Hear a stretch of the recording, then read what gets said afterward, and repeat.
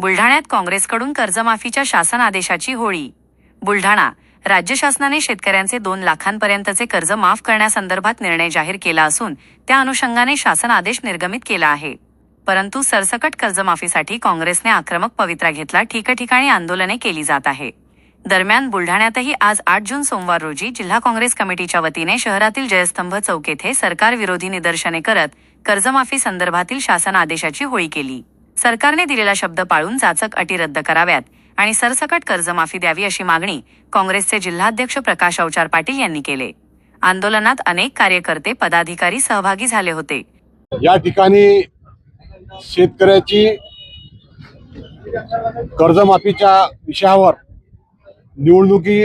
विधानसभेच्या निवडणुकीमध्ये या राज्याच्या मुख्यमंत्र्यांनी जे आश्वासन दिलं होतं की संपूर्ण शेतकऱ्याची कर्जमाफी या ठिकाणी आम्ही देऊ म्हणून, परंतु आज आपण जर पाहिलं असेल जो शासनाने GR काढला त्याच्यामध्ये 2019ला ज्या शेतकऱ्यांचं कर्ज माफ झालेलं आहे त्या शेतकऱ्यांना 50,000पर्यंत कर्जमाफी आणि अनेक त्याच्यात निकष लावलेले आहेत। उदाहरणार्थ दाखल झालं तर संस्थेचा एखाद्या सहकारी संस्थेचा जर एखादा पदाधिकारी असेल तर त्याचं कर्जमाफी नाही, कोणी नोकरीवर असेल त्याचं कर्जमाफी नाही।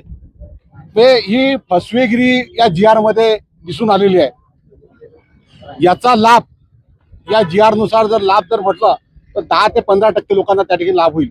आणि म्हणून आमची या ठिकाणी या फडणवीस सरकारला विनंती आहे की आपण जो GR या ठिकाणी काढलेला आहे तो फसवा GR आहे आणि तो फसवा GR या ठिकाणी रद्द करावा। शेतकऱ्याची सरसकट कर्जमाफी, सरसकट कोणत्याही प्रकारची अट न राहताना ज्या पद्धतीनं मनमोहन सिंग सरकारने या देशातल्या सर्व शेतकऱ्याची कर्जमाफी केली होती त्याच धर्तीवर या ठिकाणी या महाराष्ट्रातल्या जनतेची शेतकऱ्याची कर्जमाफी त्या ठिकाणी झाली पाहिजे ही विनंती करण्याकरता या ठिकाणी आम्ही आलेला आहे। आणि जो GR आहे, जो फसवा GR आहे त्याचा निषेध या ठिकाणी आम्ही तो जाळून या ठिकाणी केलेला आहे। तो GR जाळून आम्ही या ठिकाणी केलेला आहे। आणि मी या ठिकाणी परत आपल्याला सांगू इच्छितो की ज्या पद्धतीनं या ठिकाणी शेतकऱ्याची जे दिशाभूल या ठिकाणी सरकार करून राहिलेलं आहे ते दिशाभूल बंद करण्याचं काम या ठिकाणी सरकारने करावं।